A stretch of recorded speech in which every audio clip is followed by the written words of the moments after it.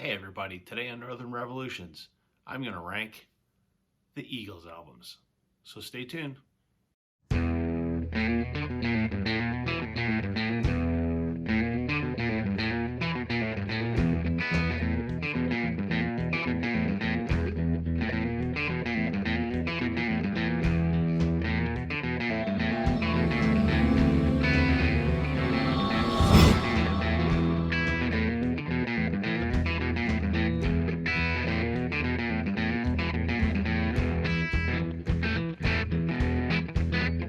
Hey violent community, welcome to Northern Revolutions. I'm Rob. Welcome back if you're returning. Welcome if you're new. Today I thought I'd do a little video where I rank the Eagles albums. I've had some conversations in the comments of one of my videos and a couple other community members' videos in the past few days about the Eagles. Um, I'm a big Eagles fan. I will admit it. There are a lot of people who think the Eagles are garbage, but there's also a lot of us that think the Eagles are fantastic.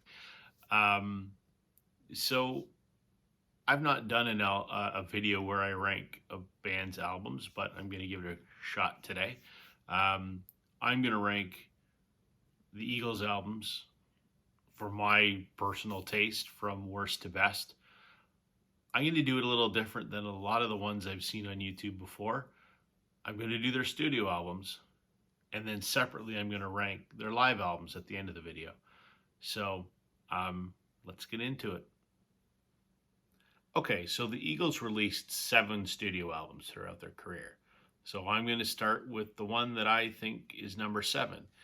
And while I'm saying this is the worst Eagles album, I don't think any of them are bad.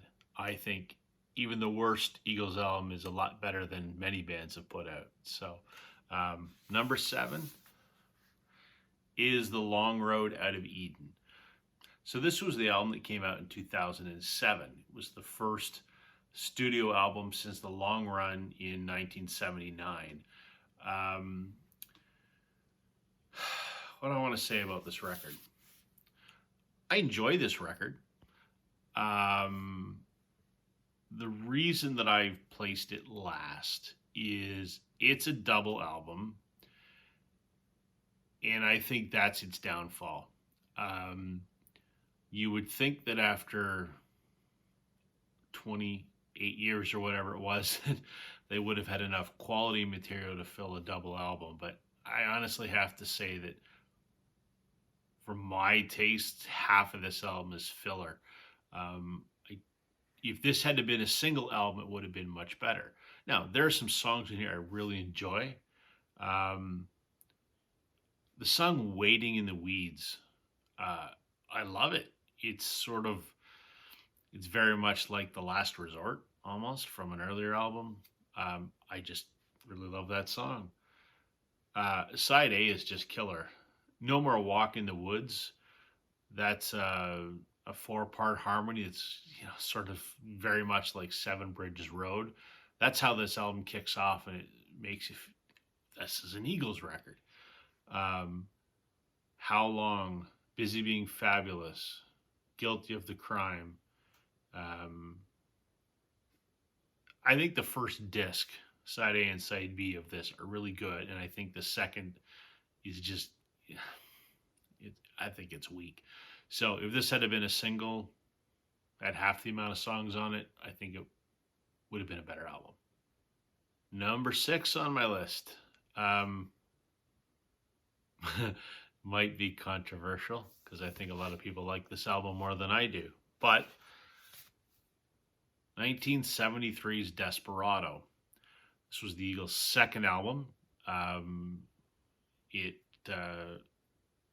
was comprised of the original lineup of Glenn Frey, Don Henley, Randy Meisner, and Bernie Leadon.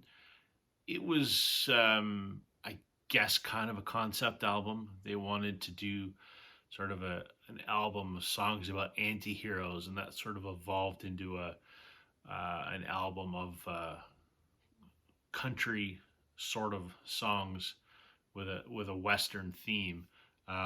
And funny enough, The picture that's on the back cover is a reenactment. It's the band's laying on the ground there, but this is a reenactment of the capture of the Dalton gang. So, kind of interesting little trivia tidbit. This isn't a bad record by any means.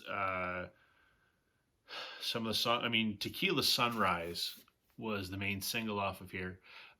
Funny enough, Desperado, which is one of the Eagles' most popular songs and the title of this record, was never issued as a single, and initially wasn't popular. It wasn't until Linda Ronstadt recorded her version of it that this song became popular.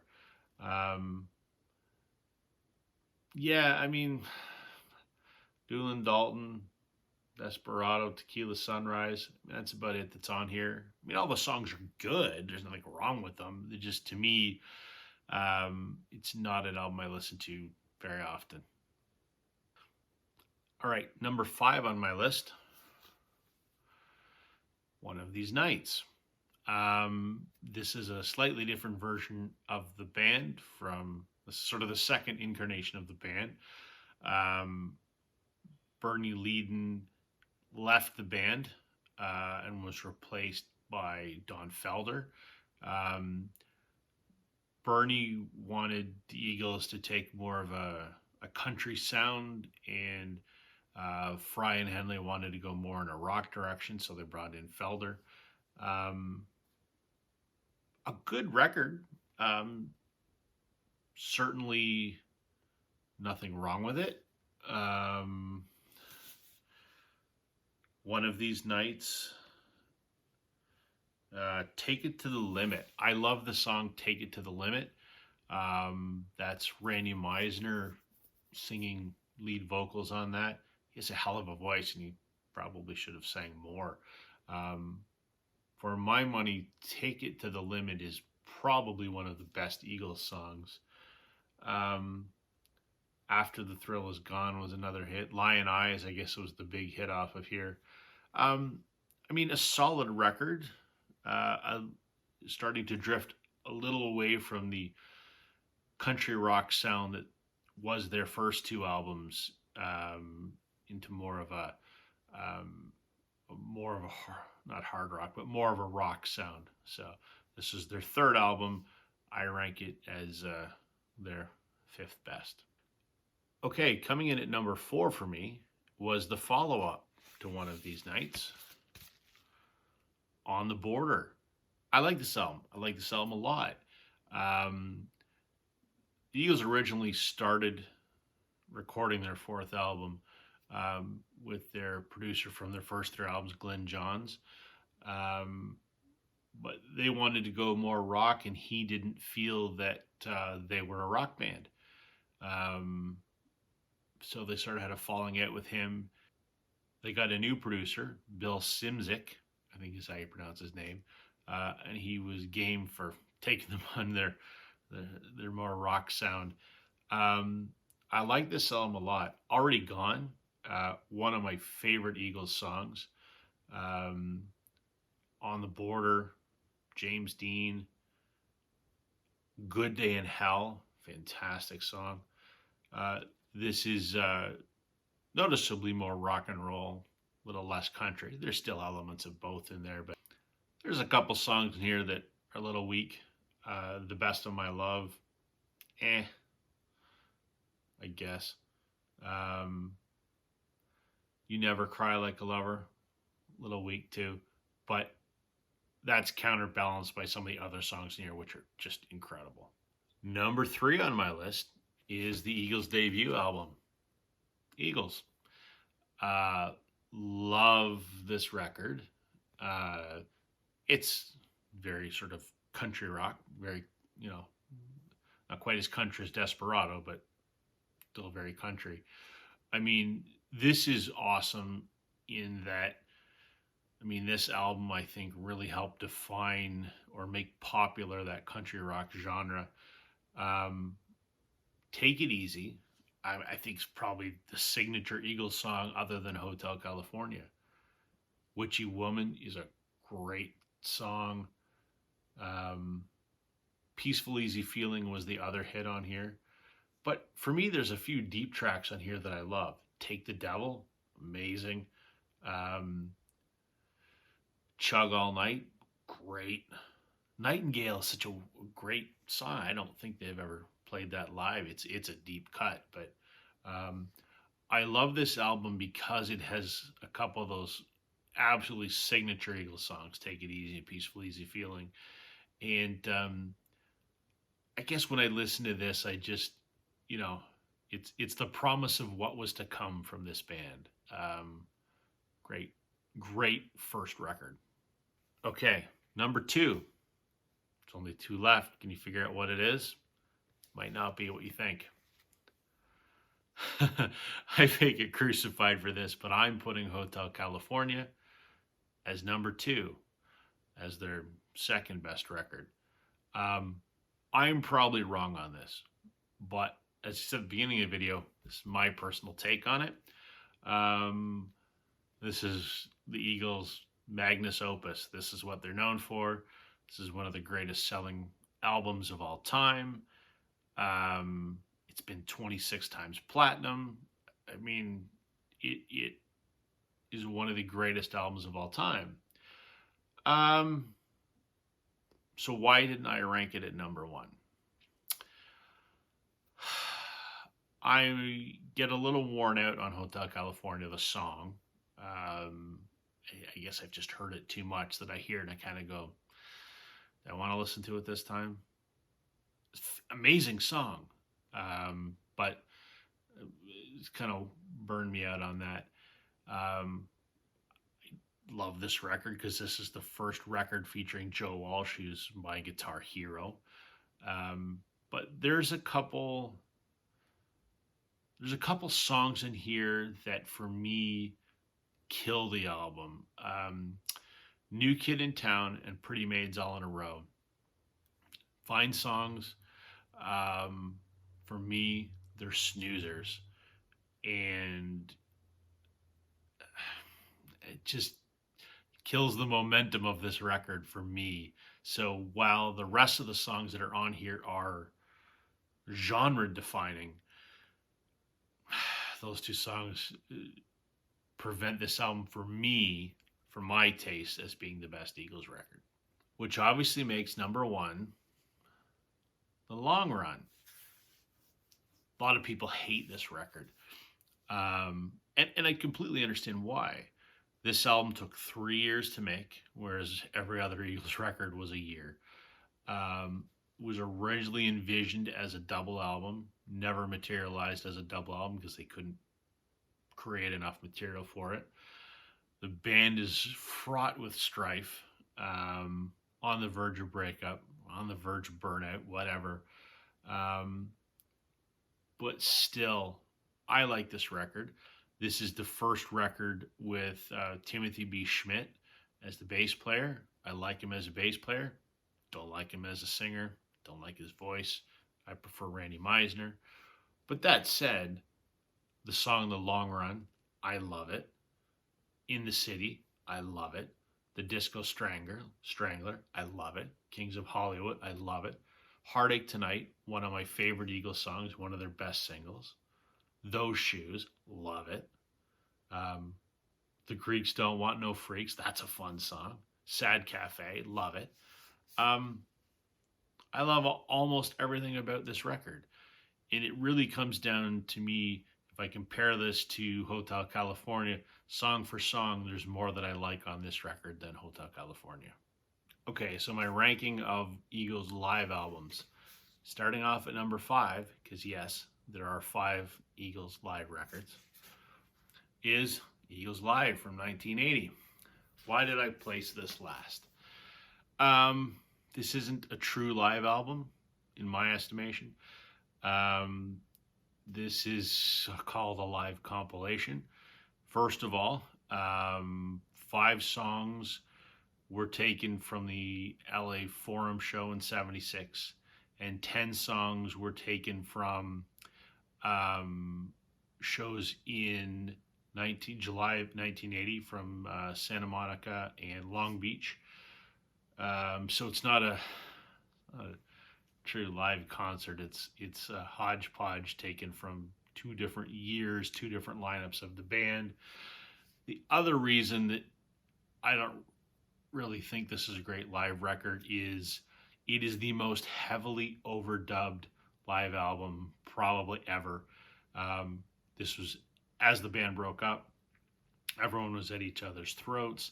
Henley and Fryer were on opposite coasts trying to mix this album through correspondence, essentially, because they couldn't stand to be in the same room as each other. And there's just a butt ton of overdubs in here. So, yeah, it's not really live. Number 4 on my list. This just saw issue on vinyl last year, I think, or 2 years, a couple years ago. The Millennium Concert. This was a show, obviously, from New Year's Eve, 1999. It's fine. Nothing wrong with it. It's a decent live show. Some good songs on here. What I do like about this is it's the first commercial release that you see some solo songs in here, like Don Henry's Dirty Laundry, Joe Walsh's Funk 49. I believe it's the first vinyl issue of Please Come Home for Christmas. So there's some interesting things on here, but there's nothing about this to me that's remarkable. Number 3, this just came out on vinyl last year. It was available as part of the anniversary, so the 40th anniversary of the Hotel California CD. This was the Eagles live at the Forum 76. This is part of a show from the LA Forum in 76. It's good. These are songs from the, at that time, to be released Hotel California album. So it's the first time you see some of these live. Good songs. And I like it from the standpoint that it's live Hotel California stuff before that album came out. One thing I'll note about this album, which I think is wrong, is you do not see Don Felder listed anywhere in here. There's no picture, no mention of his name, although he's in the band. It's just Don Henley being by not including him. Number 2 on my list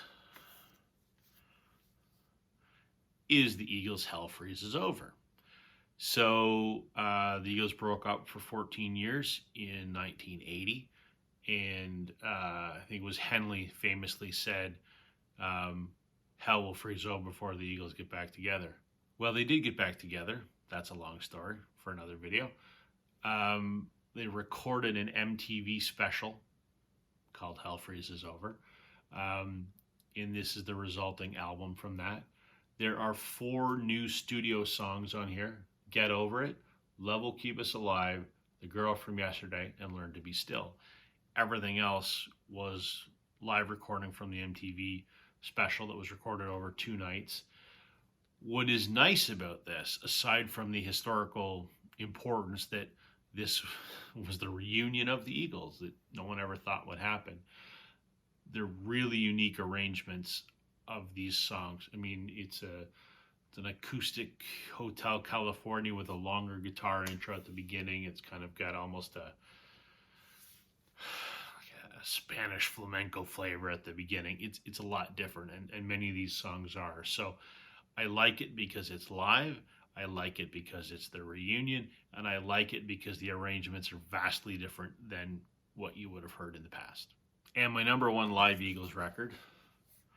The Eagles love the Forum for some reason. This is the Eagles live at the Forum 2018. This is the 4 LP box set. Also came as a just a 2-disc standard issue as well. Why do I love this?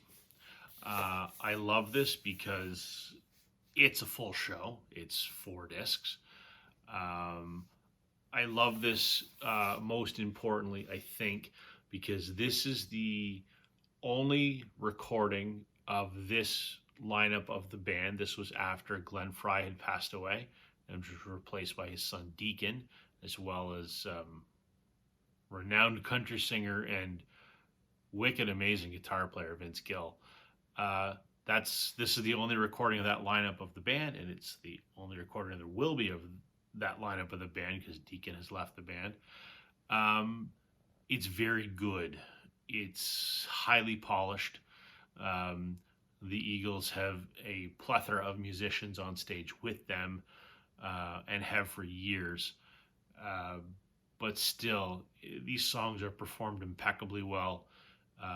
It spans their entire career, but I like it because it's the modern lineup, and it's the only recording we'll get of that modern lineup. There you go, folks. That's my ranking of both the Eagles studio albums and their live records. Everyone, I'm sure, will have a completely different ranking than I would. I've watched a few other Eagles ranking videos, and they're all vastly different from each other. So let me know what your thoughts are in the comments. That's everything for me today, everybody. Catch you on the flip side. Bye.